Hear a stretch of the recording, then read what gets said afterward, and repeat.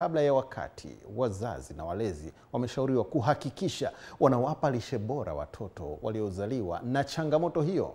Hiyo ni bila kusahau kufuata ushauri wa madaktari katika kuhakikisha afya za watoto hai zinaimarika. Hii hapa habari ya mwanahabari wetu Frank Kashonde, mzee wa Makuli. Kwa mujibu wa shirika la afya duniani WHO na takwimu za hivi karibuni ni kwamba zaidi ya watoto milioni 13.4 huzaliwa kabla ya wakati kila mwaka duniani. Leo katika mwendelezo nitaangazia usalama wa mtoto anayezaliwa kabla ya wakati kwa lengo la kuhakikisha anakuwa na afya bora zaidi. Katika hili nimezungumza na wakazi wa Mwenge jijini Dar es Salaam kwa shabaha ya kutaka kufahamu uelewa wao, hasa namna ya kumtunza mtoto huyu anayezaliwa kabla ya wakati. Kutoka Mwenge jijini Dar es Salaam nitazungumza na baadhi ya wananchi kuhusiana na kuelekea Novemba 17 ambapo itakuwa ni maadhimisho maalum ya siku ya watoto wanaozaliwa kabla ya wakati. Kwa mujibu wa shirika la afya duniani WHO ni kwamba watoto milioni 13 huzaliwa duniani kabla ya wakati, ambapo idadi hiyo ni mtoto mmoja kati ya watoto 10 ambao huzaliwa duniani. Na leo katika sehemu ya pili tutahoji, je, watu wanafahamu jinsi ya kumtunza mtoto aliyezaliwa kabla ya wakati ili aweze kuwa na afya njema? Kuyapata yote haya baki hapo ninapozungumza na wakazi wa Mwenge jijini Dar es Salaam. Frederick, unafahamu mtoto anapozaliwa kabla ya wakati matunzo anayotakiwa kuyapata ili kusudi awe na afya njema? Ndio.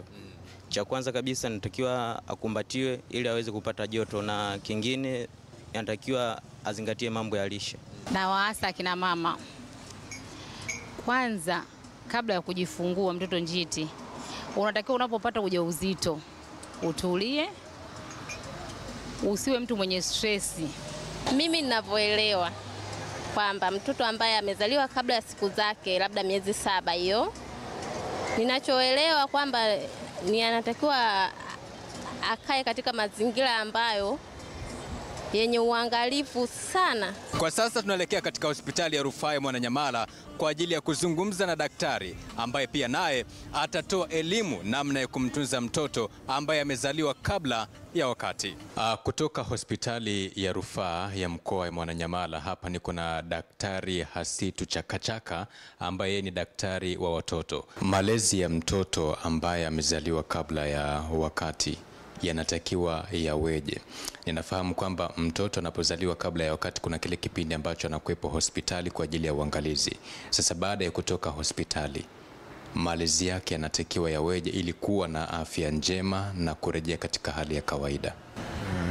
Kwanza kuzaliwa kabla ya wakati maana mtoto hajakomaa vizuri. Kwa wanakuwa tunasema ni high risk babies. Kwa wanakuwa katika hatari. Ndio maana hata wanakaga hospitali muda mrefu. Kwa inategemea pia mtoto alizaliwa na kilo ngapi. Kwa si hospitali ikifika kuanzia kilo 1.5 anakuwa anaruhusiwa anaenda nyumbani, lakini kwa uangalizi maalum. Lakini kipindi ambacho anakuwa amelazwa kuna vitu wanafundishwa, tunaita KMC care. Wanafundishwa jinsi gani ya kuishi na mtoto. Mojawapo ni ile ya kumkumbatia mtoto. Nasema ni skin to skin, ndio inaitwa KMC, kangaroo mother care, ambayo inamsaidia mtoto kupata joto, lakini pia hata kwenye ukuaji wake, kwa sababu mwili unakuwa midogo sana, kwa hata ukimwacha hivi ni rahisi wenyewe kupoteza joto. Kwa hiyo inaathiri hata ukuaji. Kutoka katika hospitali ya rufaa ya mkoa wa Mwananyamala, mimi ni Frank Kashonde, EATV. Tutoke hapa Dar es Salaam tuelekee kaskazini mwa nchi kunakosubiriwa Christmas, kwa sababu mkuu wa wilaya ya Kiteto mkoani Manyara, Remedius Mwema Emmanuel, ameionya serikali ya kijiji cha Amei katika wilaya hiyo kuwazuia watumishi wa serikali na viongozi wa dini wasijenge makazi ya kudumu na nyumba za ibada. Huyu hapa mwanahabari wetu Mohamed Chumvi ambaye ni askari wa mwavuli akiona habari hiyo. Akiwa katika kijiji cha Amei, mkuu huyo wa wilaya ya Kiteto, Remedius Mwema Emmanuel, anaonyesha kukerwa na tabia hiyo, akidai kuwa huwa ni ubaguzi wa ukabila unaoendekezwa na jamii hiyo ya kifugaji Maasai na ni ukiukwaji mkubwa wa sheria. Eti akija mtu, mimi naitwa Mwema, nije hapo nitafute eneo. Au kijana huyu bahati nzuri ameshaoa.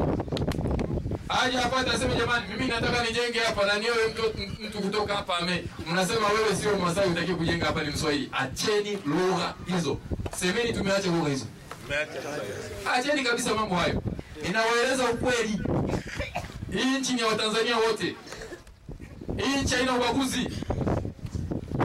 Mwisho wa siku mtasema mnataka mkuu wa wilaya Masai, mtasema mnataka mtendaji hivi. Hatuishi katika mazingira namna hiyo. Kisha hapa akaeleza namna jamii hiyo ya kifugaji ilivyo katika maeneo mengine, na hata alipokutana nao alidai walifurahi kukutana naye na kuwataka kujenga umoja. Nimefika pale Unguja, nikaenda moja ya vijiji kwenye hoteli za kitalii. Nikakuta jamii ya watu wa Kimasai wapatao 30, wote ni wa Kiteto, wakariraji, wakasema huyu ni mkuu wetu wa wilaya. Wale jamii ya Kimasai wote, wengi wametoka Lesoit, wametoka Kijungu, wametoka Amei, wako Zanzibar.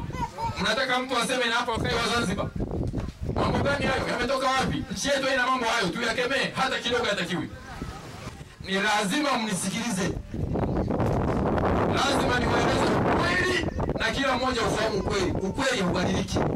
Hata hivyo, imeelezwa kuwa kiini cha ubaguzi huo ni kutaka makabila mengine yasiwe na uwezo kumiliki ardhi katika kijiji hicho cha Amei, ambapo hata hivyo baadhi ya wananchi hao wakawa na malalamiko ya ardhi dhidi ya mwenyekiti wao. Kama eka 100 lakini nimenyang'anywa nusu, na nilijaribu kupeleka kwenye vikao vya viongozi wa mila lakini sikusikilizwa. Ananionyesha shamba ni tajiri mkubwa katika kijiji hiki. Kuna biashara imekizidi ndani ya kijiji chetu ya uuzaji wa ardhi.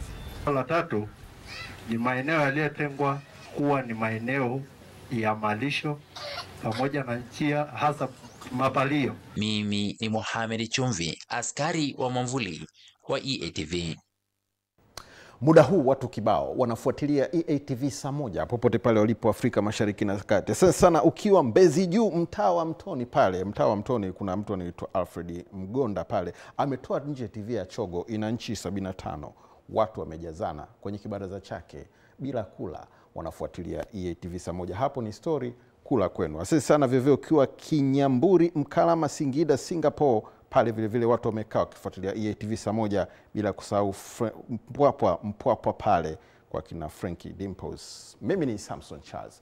Muda mchache sana ujao nitakuja hapa kwa sababu bado ninao utajiri wa habari ambazo zinatoka katika Bunge la Jamhuri ya Muungano wa Tanzania. Unataka kufahamu nini kimejiri? Endelea kuwa nasi.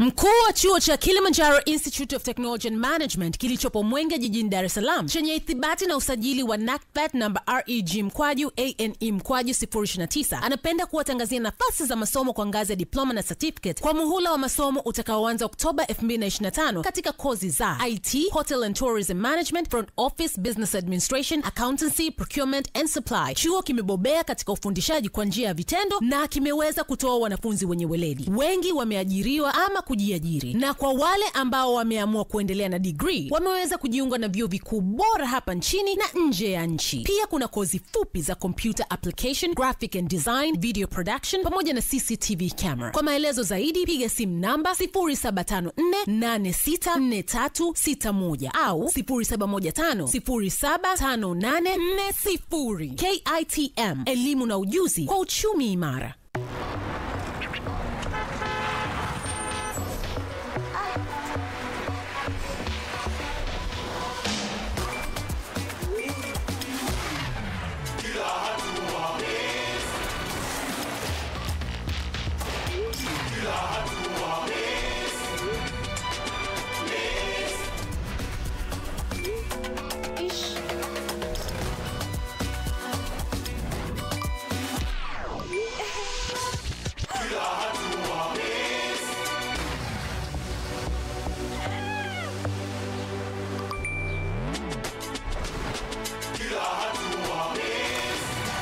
Kila safari yako ya mafanikio, kila malipo, kila akiba, kila mpango unaoweka, Mix ina huduma mahususi kwa ajili yako. Kila hatua, Mix.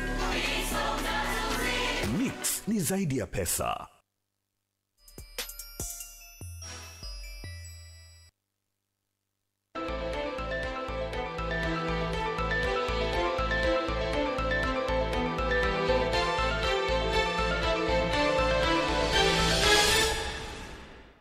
Asante sana. Ukiwa Rombo Mashati kijiji cha Katangara pale, muda huu watu hawajaoga. Kama haujaoga saa 9 Rombo Mashati, baridi ni kali, haulaumiwi. Wanafuatilia EATV saa 1 wakiwa na flat screen la choga. Sasa sana ukiwa Mtera, mbunge mtarajiwa Mtera anasema sijui mwaka gani, lakini ni Tegeta Mivumoni muda huu watu wakifuatilia EATV saa 1 na wengi sana. Huyu mwingine akiwa Mombasa, Kenya. Mimi ni Samson Charles. Sasa tuelekee makao makuu ya nchi Dodoma. Bunge la 13 limemchagua Mheshimiwa Musa Hassan Zungu kwa kura 378 na kumwapisha kuwa spika wa 8 wa Bunge la Jamhuri ya Muungano wa Tanzania, huku baadhi ya wabunge nao wakila kiapo cha bunge. Hii inaashiria kuanza rasmi kwa majukumu yao majimboni.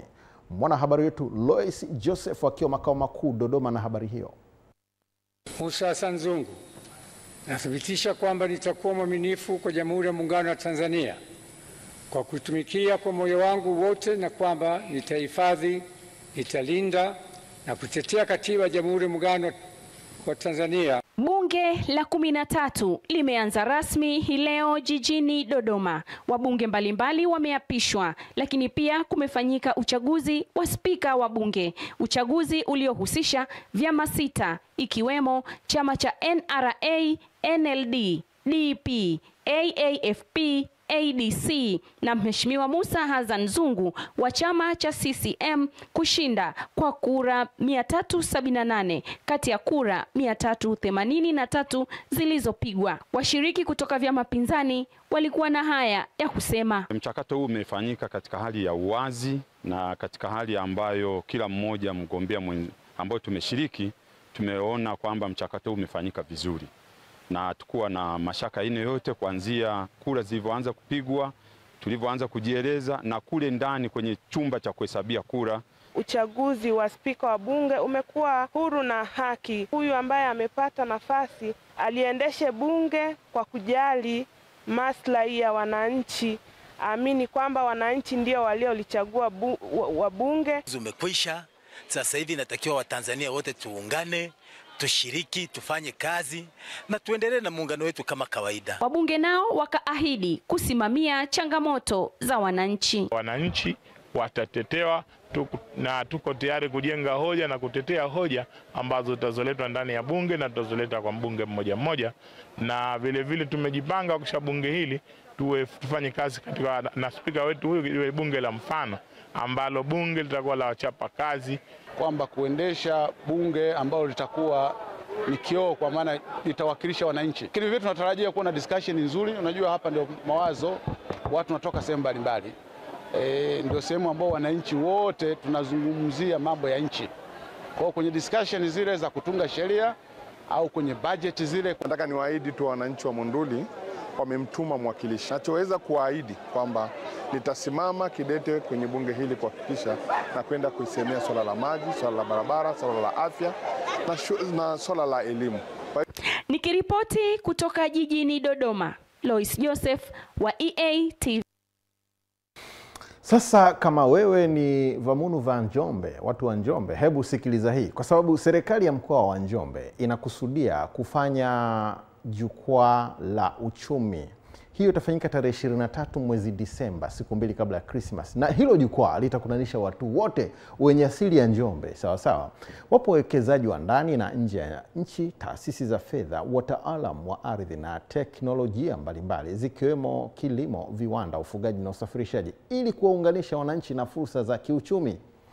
Taarifa ya mwanahabari wetu Emmanuel Mkulu ikielezea zaidi katika mkoa ambao ukienda ujipange, baridi ni kali sana. Akizungumza na wananchi wa soko kuu mjini Njombe, Mtaka amesema ameamua kuja na jukwaa hilo ili kuwakutanisha watu wake na fursa, na kwamba kupitia hilo kutafanyika maonesho ya teknolojia mbalimbali zinazotumika na sekta ya kilimo, madini pamoja na viwanda. Tarehe 23 mwezi wa 12 tunafanya utaratibu wa kuwakutanisha watu wa Njombe wote walioko ndani ya nchi na nje ya nchi ili tuweze kuonana kwenye jukwaa la uchumi ambalo tutalifanyia hapa makao makuu ya mkoa. Jambo hilo litafanyika kwa mwezi mzima, lakini kwenye jukwaa hilo tutakuwa na maonyesho ya bidhaa mbalimbali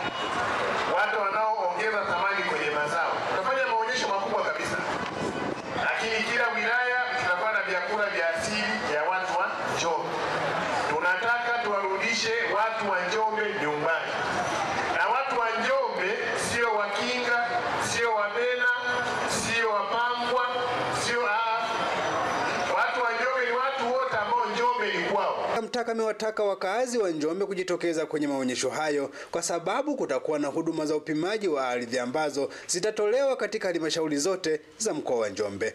Kuanzia tarehe 2 mwezi wa 12 mwaka huu ili kuelekea kilele cha tarehe 25